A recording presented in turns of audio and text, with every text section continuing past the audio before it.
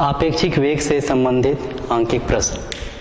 हमने कल देखा था आपेक्षिक वेग के बारे में। आपेक्षिक वेग को हम इस प्रकार से परिभाषित कर सकते हैं, यदि कोई गतिमान वस्तु है या कोई स्थिर वस्तु है तो उसके सापेक्ष किसी दूसरी वस्तु का जो आपेक्षिक वेग वह दर होता है जिसमें पहले वस्तु के सापेक्ष दूसरे वस्तु की स्थिति में परिवर्तन समय के साथ होता है। तो वस्तु का जो पहले वस्तु के सापेक्ष जो दूसरे वस्तु का जो वेग जो होता है वह आपेक्षिक वेग कहलाता है। अब यदि मान लो एक वस्तु A है और दूसरी वस्तु B है, A का वेग मान लो v1 है और B का वेग मान लो v2 है, तो उस स्थिति में यदि हम v2 माइनस v1 ज्ञात कर रहे हैं, इसका मतलब होता है पहले वस्तु के सापेक्ष दूसरे वस्तु का आपेक्षिक वेग। तो v2 माइनस v1 कहलाता है पहले वस्तु के सापेक्ष दूसरे वस्तु का आपेक्षिक वेग। और जब हम v1 माइनस v2 ज्ञात करते हैं तो इसका मतलब होता है दूसरे वस्तु के सापेक्ष पहले वस्तु का आपेक्षिक वेग। तो पहले वस्तु का आपेक्षिक वेग दूसरे वस्तु के सापेक्ष ज्ञात करना हो तो हमें v1 माइनस v2 ज्ञात करना होता है, और जब हमको दूसरे वस्तु का आपेक्षिक वेग पहले वस्तु के सापेक्ष ज्ञात करना होता है तो उस स्थिति में हम v2 माइनस v1 ज्ञात करते हैं। अब इससे संबंधित कुछ आंकिक प्रश्न है, उसको हम देखते हैं। तो पहला प्रश्न लिखिए। प्रश्न पहला,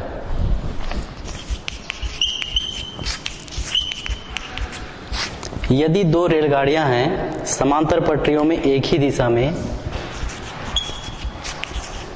यदि दो रेलगाड़ियां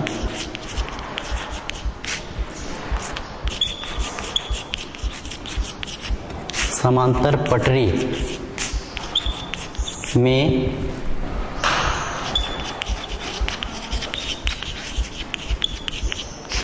एक ही दिशा में क्रमशः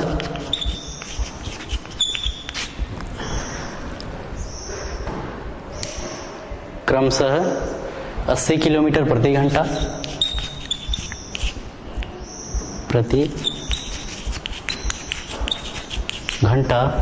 तथा 50 किलोमीटर प्रति घंटा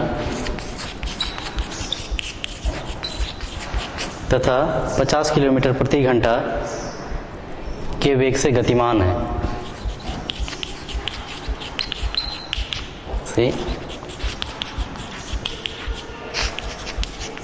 गतिमान है तो दूसरी गाड़ी के सापेक्ष पहली गाड़ी का वेग ज्ञात करना है। तो दूसरी गाड़ी के सापेक्ष मतलब दूसरी रेलगाड़ी के सापेक्ष पहली रेलगाड़ी का वेग ज्ञात करना है।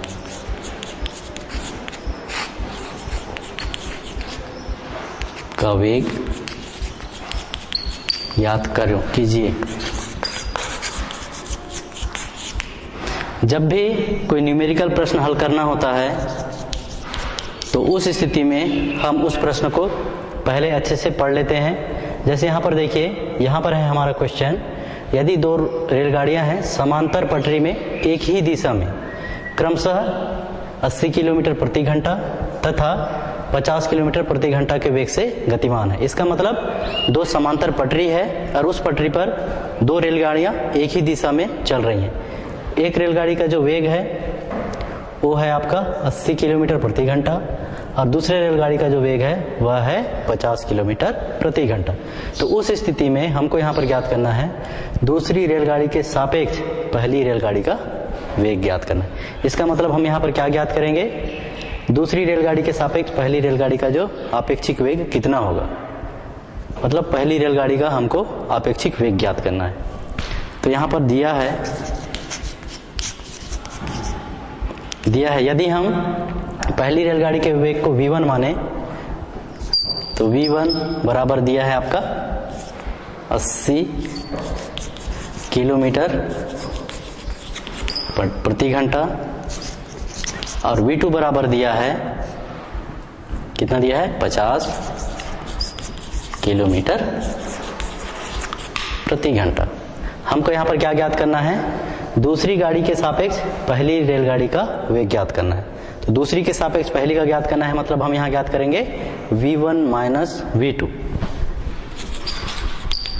अतः v1 माइनस v2, ये क्या हो जाएगा v1 माइनस v2, दूसरी गाड़ी के सापेक्ष पहली गाड़ी का वेग v1 माइनस v2। यहाँ पर ज्ञात करना है दूसरी गाड़ी के सापेक्ष पहली गाड़ी का वेग, मतलब हम ज्ञात करेंगे v1 माइनस v2। तो ये हमको प्राप्त हो जाएगा, v1 का मान है 80 और v2 का मान है 50। तो 80 में 50 गया 30 किलोमीटर प्रति घंटा, HR मतलब आवर, तो 30 किलोमीटर प्रति घंटा इसका मान मिलेगा। इसके बाद यहाँ पर हम और ऐसा भी निकाल सकते हैं, पहली रेलगाड़ी के सापेक्ष दूसरी रेलगाड़ी का वेग ज्ञात कर सकते हैं। तो उस स्थिति में हम क्या ज्ञात करेंगे, हमारे पास क्वेश्चन तो यही निकालना था, लेकिन हम यहाँ पर पहली के सापेक्ष दूसरी गाड़ी का वेग भी ज्ञात कर सकते हैं। तो उस स्थिति में हम ज्ञात करेंगे, कितना ज्ञात करेंगे, v2 माइनस v1। तो v2 माइनस v1 ज्ञात करेंगे तो इस स्थिति में हमको मिलेगा 50 माइनस 80 बराबर माइनस 30 किलोमीटर प्रति घंटा। तो उस स्थिति में इसका मान ऋणात्मक होगा, क्योंकि यहाँ पर जो पहली रेलगाड़ी है उसका वेग अधिक है और दूसरी रेलगाड़ी का वेग कम है। तो उस स्थिति में पहली रेलगाड़ी के सापेक्ष दूसरी रेलगाड़ी का जब हम वेग ज्ञात करेंगे तो उसका मान हमको यहाँ पर ऋणात्मक मिलेगा, माइनस 30 किलोमीटर प्रति घंटा। हमारे क्वेश्चन में केवल यही पूछा गया था, हम चाहे तो उसका मान भी ज्ञात कर सकते हैं। इसके बाद एक और प्रश्न है, उसको भी देख लीजिए।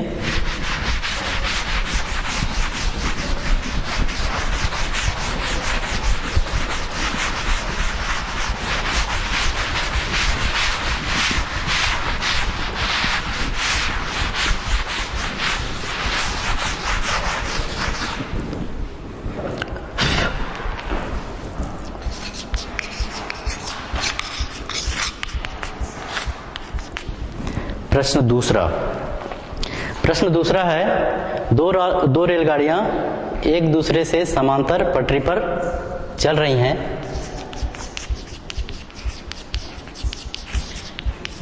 दो रेलगाड़ियां एक दूसरे से समांतर पटरी पर दौड़ रही हैं।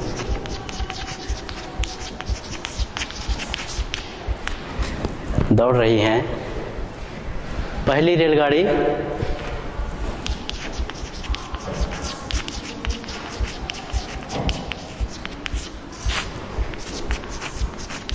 चौवन किलोमीटर प्रति घंटा तथा के वेग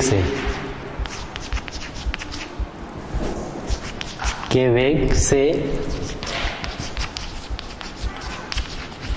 उत्तर की ओर तथा दूसरी रेलगाड़ी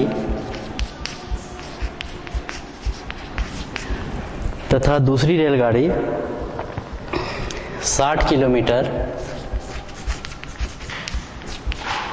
प्रति घंटा के वेग से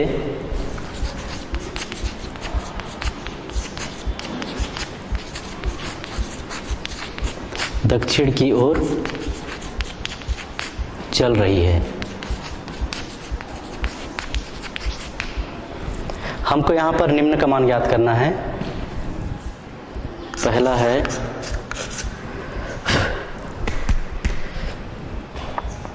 पहली रेलगाड़ी के सापेक्ष दूसरी रेलगाड़ी का वेग।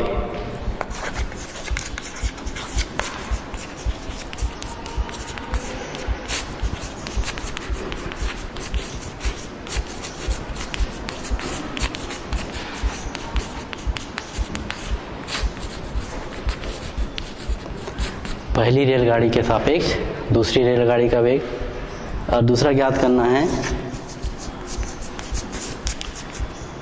दूसरी रेलगाड़ी के सापेक्ष जमीन का वेग।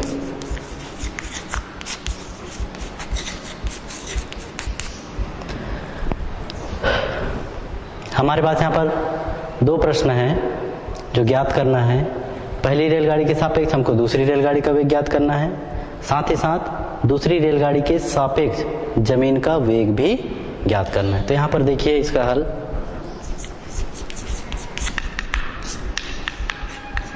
यदि हम यहाँ पर ये माने दो रेलगाड़ियाँ हैं, दोनों एक दूसरे के समांतर पटरियों पर दौड़ रही हैं और पहली रेलगाड़ी 54 किलोमीटर प्रति घंटा के वेग से उत्तर की ओर जा रहा है और दूसरा रेलगाड़ी 60 किलोमीटर प्रति घंटा की वेग से दक्षिण की ओर जा रहा है, अर्थात दोनों एक दूसरे के विपरीत दिशा में गति कर रही है। एक रेलगाड़ी उत्तर की ओर जा रहा है तो दूसरा रेलगाड़ी दक्षिण की ओर जा रहा है। इसका मतलब दोनों एक दूसरे के विपरीत दिशा में गति कर रही है। अब यहाँ पर देखिए, यदि पहली रेलगाड़ी एक अक्ष से धनात्मक दिशा में उत्तर की ओर गति कर रही है तो उस स्थिति में यहाँ लिख सकते हैं, यदि पहली रेलगाड़ी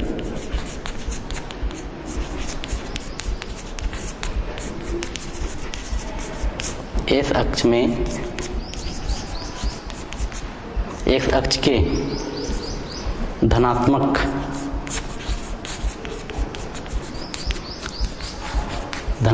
दिशा में गति करती है तो हम यहाँ पर इसको पहली रेलगाड़ी का जो वेग है उसको v1 लें तो v1 बराबर हमको मिलेगा 54 किलोमीटर प्रति घंटा। और जो दूसरा रेलगाड़ी है वह एक अक्ष के कौन सी दिशा में गति करेगी? ऋणात्मक दिशा में गति करेगी तथा दूसरी रेलगाड़ी का वेग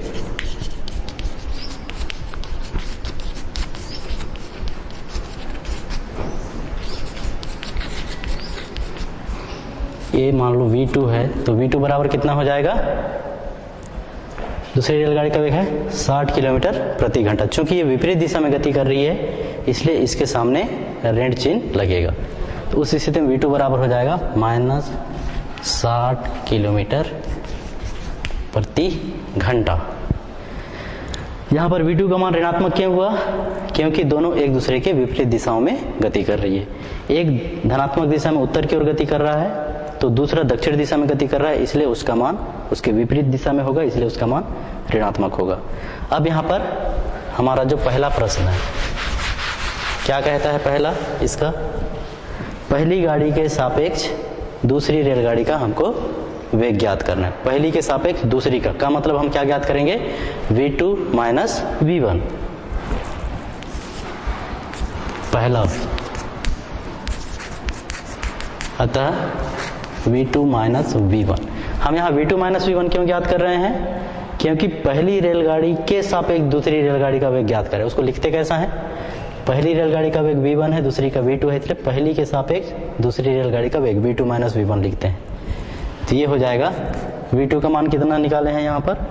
-60, फिर ऋण चिन्ह, v1 का मान कितना है?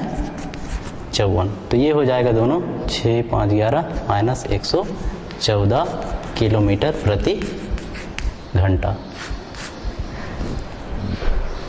ये ऋणात्मक है तो ऋणात्मक है मतलब इसकी दिशा किधर होगी?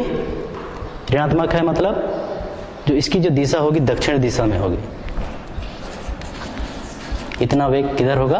दक्षिण दिशा में। इसके बाद दूसरा मान याद करना है। यहाँ पर दूसरी रेलगाड़ी के सापेक्ष जमीन का वेग, माना जमीन का वेग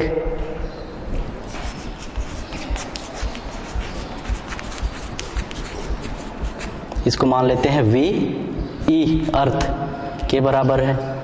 माना जमीन का वेग VE है, अतः VE का वेग कितना होगा? क्योंकि जमीन स्थिर है इसलिए जमीन का वेग कितना होगा? 0। तो यहाँ पर VE का मान कितना होगा? 0। और हमको ज्ञात करना है दूसरी रेलगाड़ी के सापेक्ष वेग ज्ञात करना है। किसका? जमीन का वेग।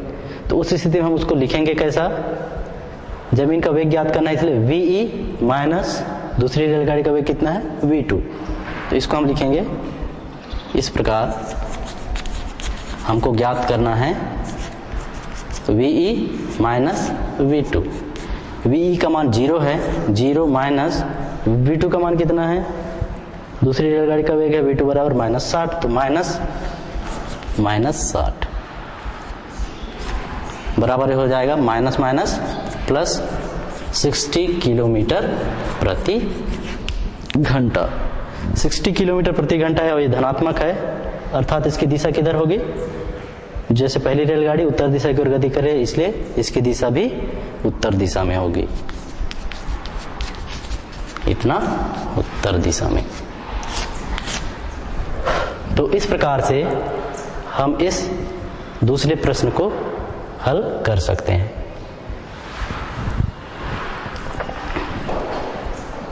इसके बाद देखते हैं हम, हमारा अगला टॉपिक है परिवर्ती सरल रेखी गति।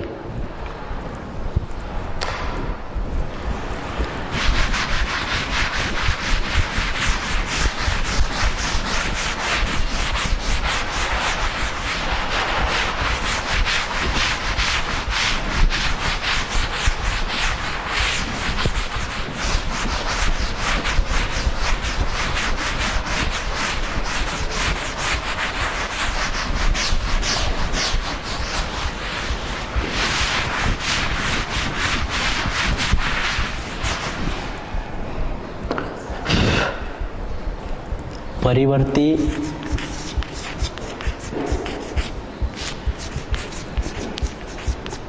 सरल रेखीय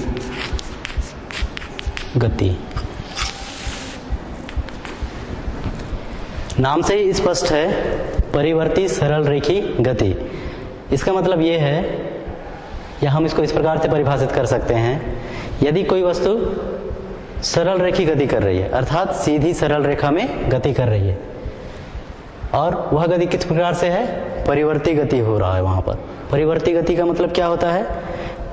परिवर्ती गति का मतलब होता है यदि कोई वस्तु समान समय अंतराल में, जिसमें जो विस्थापन होता है या उसमें जो दूरी तय की गई होती है समान समय अंतराल में, उसका मान अलग अलग होता है, तो वस्तु के इस प्रकार के गति को हम परिवर्ती गति कहते हैं।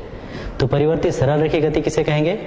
यदि कोई वस्तु परिवर्ती सरल रेखीय गति करती है तो उसके इस प्रकार के गति को परिवर्ती सरल रेखी गति कहेंगे। इसका मतलब यहाँ पर यह है, परिवर्ती गति में किसी भी वस्तु का जो वेग है वह समय अंतराल जब बदलते जाता है, अलग अलग समय अंतराल के लिए उसका मान अलग अलग होता है।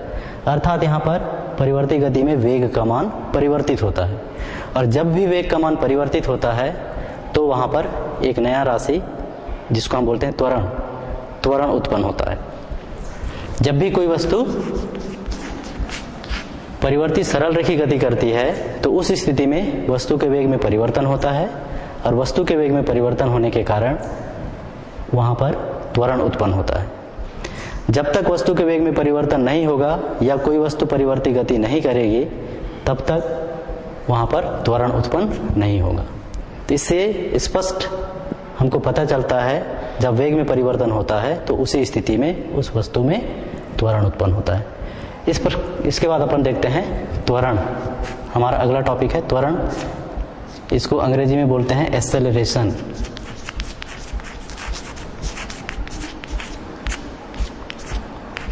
इस प्रकार के जब भी कोई नई भौतिक राशि का मान हमको पता चलता है तो हमें उसका अंग्रेजी नाम भी पता होना चाहिए।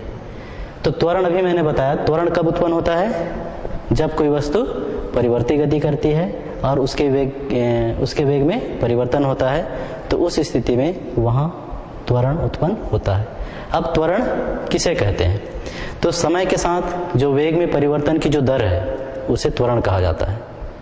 समय के साथ वेग में जो परिवर्तन होता है उसे त्वरण कहते हैं।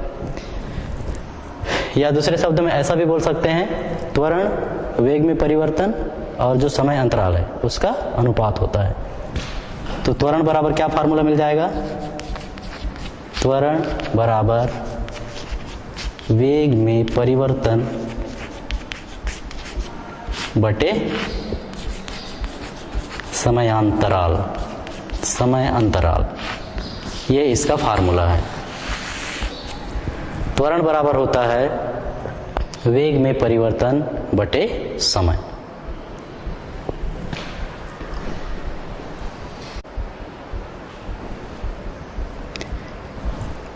तो त्वरण बराबर होता है वेग में परिवर्तन बटे समय अंतराल। अब यहां पर देखिए, यदि t1 समय में वस्तु का वेग, हम इसको कैसे दर्शाएंगे, vt1 से। जैसे स्थिति को दर्शाते हैं t1 समय में वस्तु की स्थिति को xt1, वैसे यहाँ पर t1 समय में वस्तु के वेग को vt1 से दर्शाया जा सकता है। तथा t2 समय में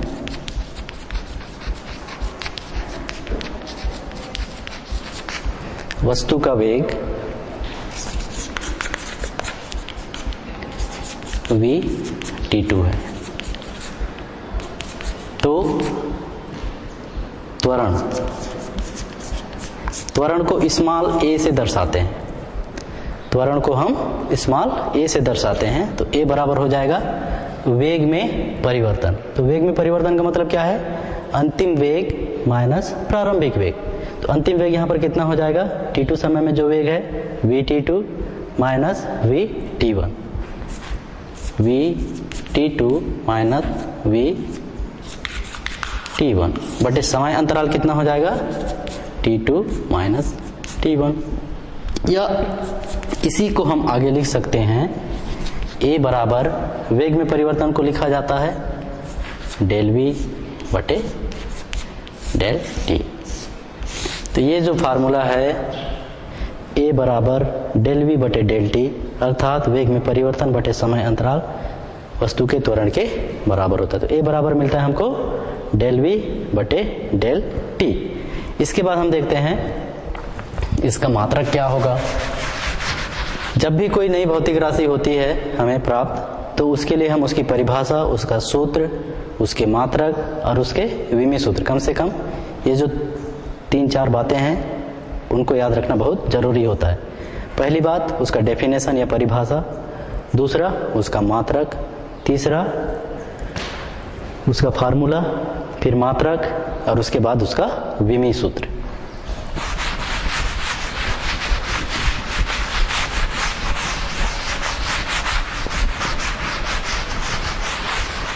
इसको याद रखने का भी एक क्रम है।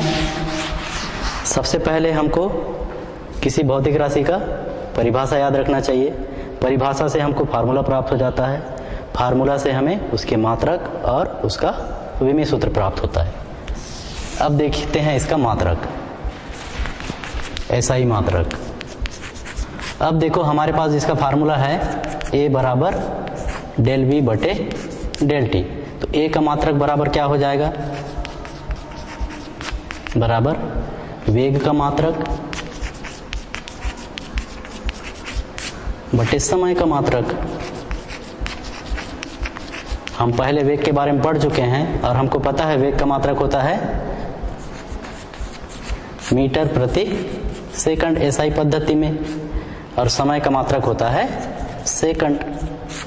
तो यहां से हमको प्राप्त हो जाएगा, जब सेकंड को जब अपन आगे हल करेंगे तो ये प्राप्त हो जाएगा मीटर बटे सेकंड मतलब मीटर प्रति सेकंड का स्क्वायर। तो मीटर प्रति सेकंड का वर्ग, या इसी को हम ऐसा भी लिख सकते हैं संकेतों में, या मीटर प्रति सेकंड का वर्ग, या इसी को हम मीटर s के ऊपर -2 की घात, ऐसा भी हम इसको लिख सकते हैं। तो एसआई पद्धति में इसका मात्रक क्या हो गया, मीटर प्रति सेकंड स्क्वायर। अब इसके बाद इसका विमीय सूत्र देखते हैं। तो विमीय सूत्र में भी कैसा मिलेगा विमीय सूत्र, वेग का विमीय सूत्र बटे समय का विमीय सूत्र, सबको मिलाकर लिख देंगे। तो यहां पर लिखते हैं इसका विमीय सूत्र।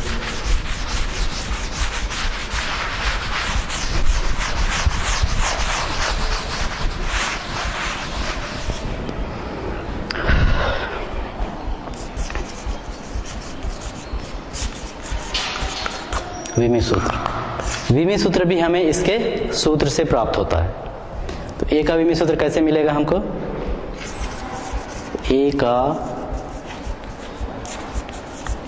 विमीय सूत्र बराबर, हम यहाँ पर इसका जो फार्मूला होता है उस फार्मूले में या उस सूत्र में जो भौतिक राशि होते हैं उनको हम मूल मात्रकों में तब तक लिखते हैं या तब तक बदलते हैं मूल राशियों में जब तक कि सभी मूल राशियां हमको प्राप्त ना हो जाए, वहां पर जितने भी मूल राशि बनेगी वो प्राप्त ना हो जाए। जैसे वेग, ये व्युत्पन्न राशि है, इसको जब अपन मूल राशि में बदलेंगे तो हमको पता है वेग बराबर होता है विस्थापन बटे समय। तो वेग बराबर होगा यहां पर विस्थापन बटे समय, बटे नीचे में है समय, समय के लिए समय, या इसको जब अपन लिखेंगे तो इसको अपन लिखेंगे विस्थापन बटे समय का ये वर्ग हो जाएगा। अब विस्थापन के लिए जो विमाएं जो होंगी, विस्थापन चूंकि लंबाई होता है इसलिए इसकी विमा केवल L होगा। समय की विमा, समय को T से दर्शाते हैं यहाँ पर, तो इसकी विमा कितनी है नीचे में 2, तो L बटे 2, या इसी को जब अपन आगे लिखेंगे जब T की घात 2 ऊपर चला जाएगा तो ये हमको मिलेगा LT-2। लेकिन हम जब विमी सूत्र लिखते हैं तो वहां कम से कम 3 जो मूल राशियां जो हैं, एक तो उसका द्रव्यमान, लंबाई और समय, तीनों को व्यक्त करते हुए हम उसको कैपिटल ब्रैकेट में करके लिखते हैं। द्रव्यमान को हम कैपिटल M से डिनोट करते हैं। इस प्रकार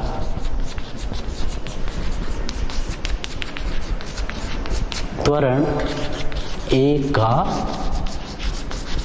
विमी सूत्र क्या मिल जाएगा, M को भी इसमें दर्शाना पड़ेगा विमी सूत्र में, क्योंकि द्रव्यमान यहाँ पर है नहीं इसलिए इसकी विमा 0, तो M0 LT-2। तो इसका विमी सूत्र हो जाता है इस प्रकार, त्वरण का A का विमी सूत्र M0 LT-2, ये इसका विमी सूत्र हो जाएगा। इसके बाद देखते हैं त्वरण के प्रकार।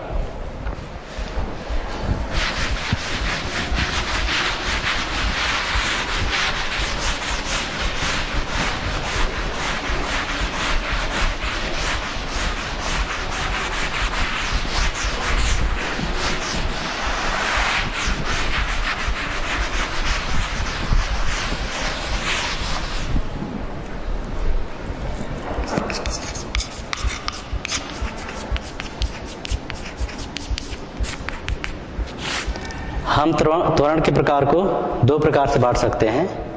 एक होता है एक समान त्वरण या नियत त्वरण,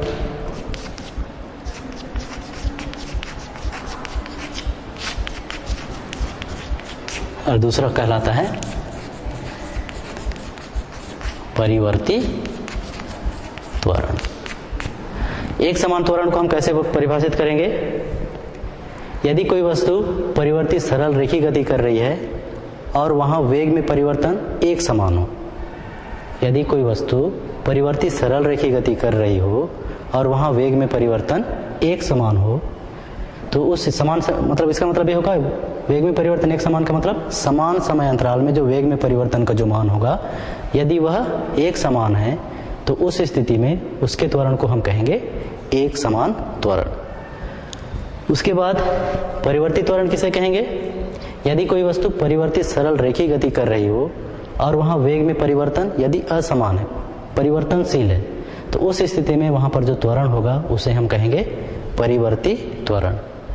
या दूसरे शब्दों में इसको ऐसा भी कह सकते हैं, यदि कोई वस्तु परिवर्ती गति कर रही हो और वहां समान समय अंतराल में वेग में जो परिवर्तन है वह अलग अलग है, तो उस स्थिति में वहां उत्पन्न जो त्वरण है उसे हम परिवर्ती त्वरण कहते हैं।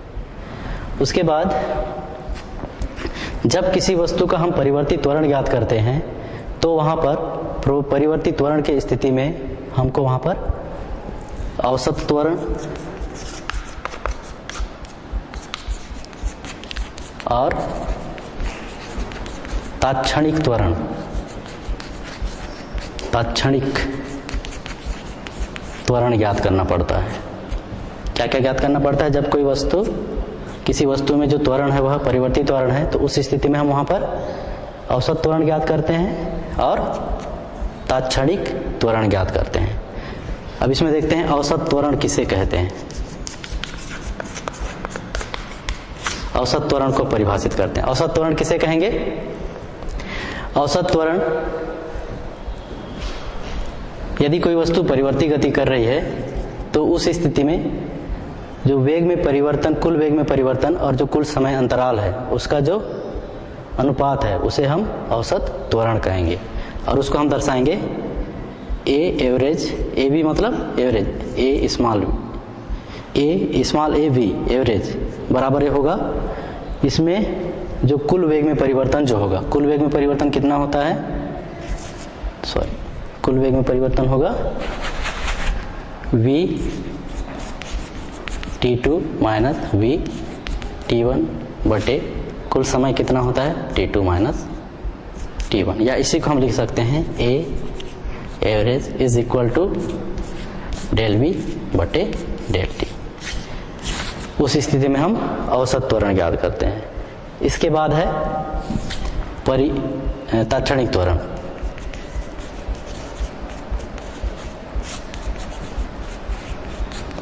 अब तात्क्षणिक त्वरण किसे कहेंगे, किसी समय विशेष पर, किसी क्षण पर या किसी समय विशेष पर वस्तु का जो त्वरण होता है उसे हम तात्क्षणिक त्वरण कहते हैं। और तात्क्षणिक त्वरण को हम कैसे दर्शा सकते हैं, यहाँ पर a बराबर limit t tends to 0, t का मान शून्य की ओर अग्रसित हो रहा है, तो उस स्थिति में डेल v बट्टे डेल t, ऐसा इसको प्रदर्शित कर सकते हैं तात्क्षणिक त्वरण को। a बराबर लिमिट t का मान किधर जा रहा है, शून्य की ओर, क्रमशः t का मान कम होते जा रहा है, तो उस स्थिति में डेल v बटे डेल t, या इसी को जब हम लिमिट को हटा देते हैं तो हम इसको लिखते हैं अवकलन गुणांक के रूप में। जब लिमिट की परिभाषा से ये हो जाता है dv बटे dt, तो तात्क्षणिक त्वरण कहलाता है a बराबर dv बटे dt। dv बटे dt का मतलब होता है ये अवकलन गुणांक है d बटे dt, और वेग का समय के सापेक्ष अवकलन गुणांक इसे कहते हैं, या दूसरे शब्दों में हम इसे बोल सकते हैं वेग में परिवर्तन की दर। वेग का मान हमेशा समय के साथ परिवर्तित होता है, उसी को हम त्वरण कहते हैं। तो a बराबर dv बटे dt। इसके बाद हम त्वरण को दो और भागों में बांट सकते हैं, एक कहलाता है धनात्मक त्वरण और दूसरा होता है ऋणात्मक त्वरण।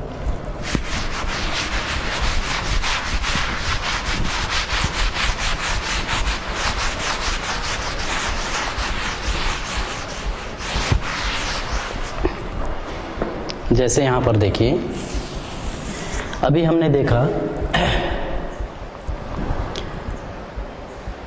जैसे त्वरण को हमने, त्वरण के प्रकार दो प्रकार माने। पहला प्रकार है एक समान त्वरण, दूसरा प्रकार है परिवर्ती त्वरण। इसी प्रकार से हम त्वरण को और दो और भागों में बांट सकते हैं, एक कहलाता है धनात्मक त्वरण और दूसरा इसका है प्रकार ऋणात्मक त्वरण। ऋणात्मक त्वरण को मंदन भी बोलते हैं,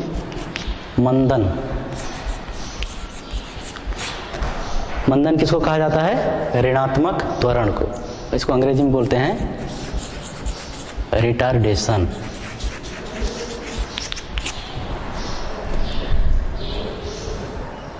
अब धनात्मक त्वरण किसे कहेंगे, यदि किसी वस्तु का जो वेग में परिवर्तन जो हो रहा है वह किस प्रकार का हो, वेग क्रमशः बढ़ते जाए, तो उस स्थिति में जो त्वरण उत्पन्न होगा उसे हम धनात्मक त्वरण कहेंगे। तो किसी वस्तु का वेग कब बढ़ता है, इसका एक आध एग्जाम्पल बता सकते हैं हम। जैसे कोई वस्तु ऊपर से नीचे की ओर गिर रहा है, तो उस स्थिति में उस वस्तु का वेग बढ़ता है। यदि कोई वस्तु को हम एक मीनार की चोटी से नीचे गिराएं तो उसका वेग क्रमशः बढ़ते जाता है। तो इस प्रकार से यहाँ पर वेग में परिवर्तन हो रहा है, और यहाँ पर जो वेग में परिवर्तन के कारण जो त्वरण उत्पन्न हो रहा है हम उसे कहेंगे ऋणात्मक त्वरण। अब धनात्मक त्वरण। अब इसके बाद है दूसरा ऋणात्मक त्वरण। अब ऋणात्मक त्वरण किसे कहेंगे, यदि हम किसी वस्तु को नीचे से ऊपर की ओर फेंकें, यदि हम किसी वस्तु को नीचे से ऊपर की ओर फेंकें तो उस स्थिति में क्या होगा, नीचे से जब ऊपर की ओर फेंकते हैं किसी वस्तु को तो वह उस वस्तु का वेग धीरे धीरे कम हो जाता है और फिर से वह नीचे गिर जाता है। तो इस स्थिति में क्या हो रहा है, जब किसी वस्तु को हम नीचे से ऊपर की ओर फेंकते हैं तो उसका वेग धीरे धीरे कम हो रहा है। तो वेग में परिवर्तन कैसे हो रहा है, वेग में कमी हो रहा है। तो उस स्थिति में जो त्वरण उत्पन्न होता है तो हम उसको ऋणात्मक त्वरण या मंदन कहते हैं। तो इस प्रकार से ये हो गया हमारा त्वरण की परिभाषा, त्वरण का फार्मूला, उसका सूत्र, उसका मात्रक, उसका विमीय सूत्र और उसके प्रकार। अगली कक्षा में हम एक समान त्वरित गति के बारे में पढ़ेंगे। तब तक के लिए ये आज का हमारा टॉपिक यहाँ पे कंप्लीट हो जाता है। धन्यवाद।